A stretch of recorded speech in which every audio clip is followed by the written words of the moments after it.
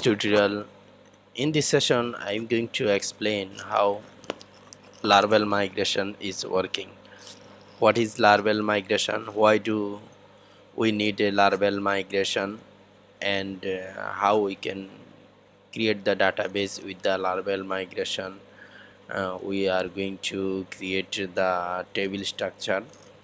And what is Laravel migration? Laravel migration is an essential feature in Laravel that allow to create a table in your database.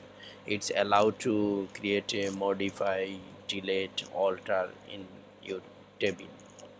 So what is the benefit of the Laravel migration? Why do you need to use the Laravel migration? Suppose his example is this. Suppose if we are working with the team, and if I need to change the table structure on anything. Suppose team member, they need to import the table again and run it to table in again. So if we use the migration, they don't need to do import and export, delete, don't need to do this thing. That's why we are using the Laravel migration. So now I'm going to explain. Now I'm going to the create a project, and I'm going to run the project PHP artisan sharp. So it's run. So Laravel, basically Laravel migration is located in the, you can see here is the database. Laravel migration is created in here. So what we have to do, we have to let's check the project is running or not. Okay, project is running. So now I'm going to stop the terminal, and I'm going to create the one migration, one table for the migration.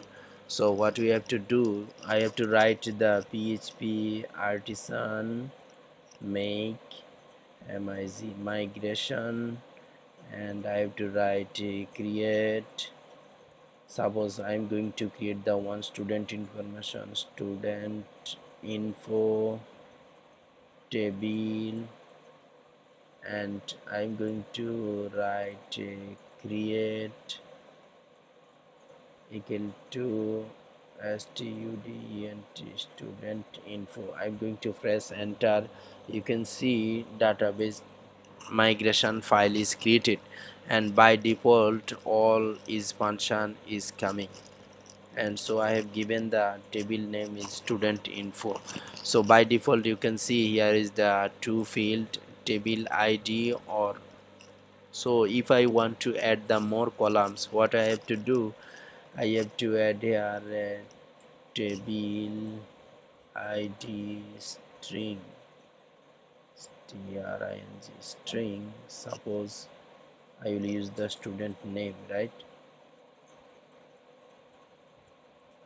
And then I'm going to create the table string.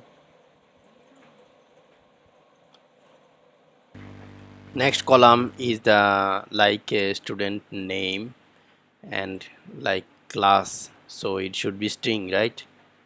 So next I'm going to create the another column